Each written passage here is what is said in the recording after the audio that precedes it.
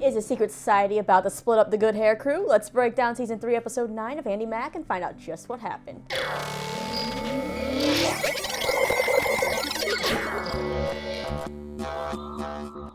Rise and shine on, you lovely people. Lisa here, hanging out with my puppy Ollie because he wanted to be in this video. And welcome back to my channel for another Andy Mack recap. So this episode, we kind of get to take a break from the drama of the last few episodes. Not to say that this episode itself does not have some drama, but this drama just doesn't feel like the same kind of drama we've had the past few episodes. For me, it was actually kind of like fun to get a little bit of a break from that kind of drama, but now I actually am ready to dive into all the unresolved storylines on this show because you know there are a lot. But first, before I get into all the Andy Mack stuff, I got the chance to recently visit the set of Disney Channel's new show, Sydney to the Max, and I got to chat with the entire cast. The show airs right after Andy Mack now, and I'm not gonna lie, I was actually really surprised by this show. It's really super cute. The cast is so charming. It has 90s nostalgia for the little bit of older audience, and you know what? Caroline Rhea, still one of my favorite people. Are you getting tired, Ollie? You don't want to sit here anymore?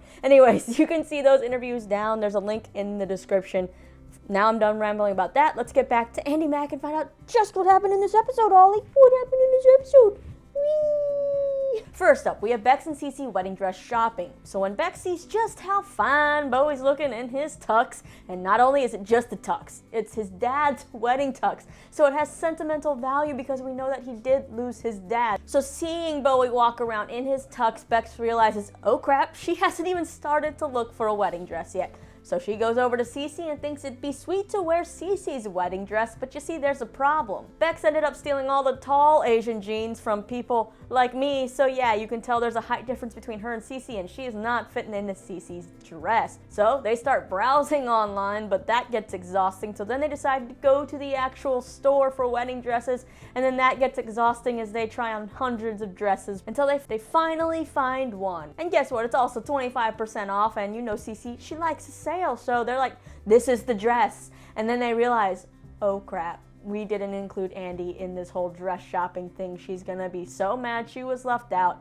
So then they're like, well, what should they do? Because they found this dress, it's on sale, he's not gonna hold it. Yeah. So they decide to get the dress and then try to reenact the whole thing with Andy. So Bex is like, hey, we should go find a dress. And Andy gets excited and is like, we should go make sure we ask Cece to come along because we don't want her to feel left out. And it's just kind of like, oh God, this is going to blow up in Bex and Cece's face. So as soon as they get to the dress shop, Ricky, I think his name is, the awesome guy that works at the store, is like, oh, what about this dress? It's perfect.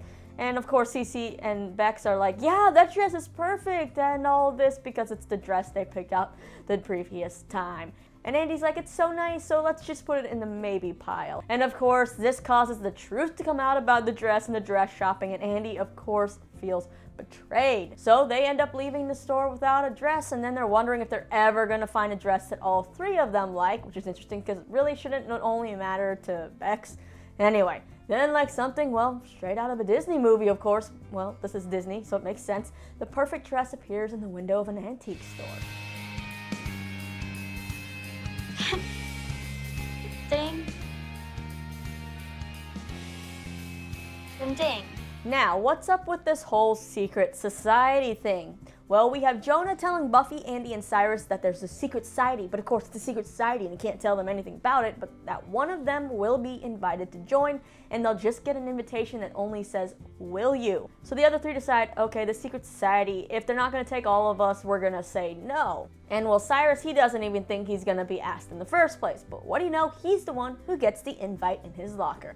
He then is so excited that he tells Buffy and Andy he's just gonna go see what it's about and then report back to them. But when he reports back, he says he can't say anything and there's no secret society. But since Cyrus and Jonah are both pretty bad actors, I don't mean that the actors are actually bad actors, but their characters themselves are horrible at lying. Everyone can tell that something is up with these two. They're both hiding some shared secret and they're really bad at it. Then Andy gets an invite in her locker and says the same thing, that she's gonna go scope it out and report back to Buffy, but you can tell that she wants nothing to do with this secret society, and she doesn't want any of them to go along with it. Well, as expected, when Andy returns, she says she can't say anything about the secret society either, and of course this makes Buffy feel left out, and she storms off because she knew something like this would happen. It sounds like it's tearing apart their friendship. Then, what do you know, Buffy ends up getting an invitation in her locker, and at first she throws it in the recycling bin, but curiosity gets the best of her, and she gets it back out of the recycling bin and goes to the mechanical room. Now here's the thing, since the invitation only says will you, seemed like there was no other writing front or back, how on earth did she even know where to go? Anyway, when she opens the door to the mechanical room, she sees 3 hooded figures and a fire hazard worth of candles. Will I what? Will you go to my fall formal with me? Surprise! Yep, surprise, this all just ended up being part of Walker's exquisite, extravagant promposal. Well, it's actually not for prom, it's for fall formal, so formposal? Anyway, Buffy seems actually mad about this whole situation, and Walker says that he'll take the blame, don't be mad at the friends, and he asks her to the formal, but he doesn't get the answer he wants. No.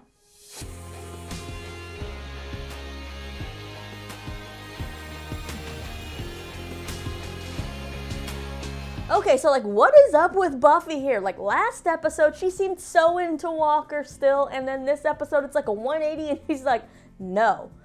Honestly, I'd say yes to that creative proposal. I mean, it's kind of creepy, but still super creative. You got her friends involved. I mean, yeah, you even got Jonah, Andy, and Cyrus to all keep a secret, and that in itself deserves an award. But also, was anyone else kind of sad when it turned out to be Walker? Nothing against Walker, but we do know that at some point Marty's coming back to the show, whether it's for one episode or not. I think we saw the pictures of him on set, the actor. But I was thinking that this could have been his grand entrance back into the show, but then it was Walker. So another question though, Andy still seemed upset kind of last episode about Buffy and Walker hanging out and dating, and so here in this episode she's all happy and excited to be helping Walker out with his proposal. So how did that change so quickly? Is Andy finally putting this behind her and accepting everything? I hear the pitter patter of my dog coming in. Teenagers never can figure them out, right? All right, so the question we got left with in this episode is what's going on with Walker and Buffy? What has Buffy so upset? Did this whole proposal thing trigger her in some way? Is she realizing maybe she doesn't like Walker, but why? Why is she just realizing that now? Did something happen when they hung out the other day? It just seems like it's such a sudden shift that I hope they explain it to us, because sometimes I feel like the show does map out a storyline and plot it out, and then they just decide, oh, we're gonna slice here and here, and then you don't know those points. You have to fill in the blanks, and they actually end up being important fill in the blanks. Either way, I do know that I am glad that there's no actual secret society here on this show, because honestly I kind of think that would be dumb. But as far as past storylines we've been waiting to resurface, it seems like some will finally pop up in the next episode, including the return of Libby. Are you still thinking about breaking up with Jonah? Are you guys talking about me? And hopefully we're gonna get clued in on what's going on between Buffy and Walker and why she said no. You guys really thought I'd say yes? I feel bad for the guy.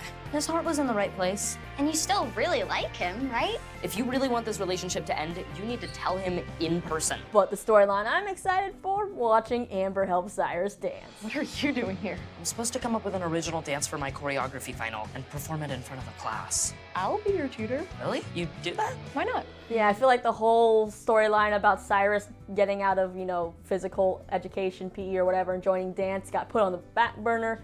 So now we're gonna get that. It looks like it's gonna be funny, and maybe we'll actually get to see Amber open up more to Cyrus, because she always not always, but when she did open up to Cyrus, it was always a nice conversation. We got to learn more about Amber, which I feel like she's kind of gone back to our bad sides, and I think it wasn't intentional. So I want to see more of that Cyrus and Amber dynamic. Honestly, Cyrus just gets along with everybody, and I love that. Anyway, I guess that's it for this week's ANDI MACK recap. This one's pretty short compared to the past ones, right? Not mad about it, but I'm sure they'll get longer as more drama hits. But for now, it is time for you to hit up the comments. Why do you think Buffy said no to Walker? Are you excited for Bex and Bowie's wedding? And which storyline that we've kind of put on the back burner do you want to see resolved? Who did TJ look back for? what was on that fortune Andy read, all kinds of things. Sound off in the comments, and don't forget to subscribe so you don't miss any more of my recaps or exclusive interviews like that one I did with the cast of Sydney to the Max, which you can find right over here. My name's Lisa. As always, thanks for hanging out with me and my puppy Ollie, and I'll see you guys next time.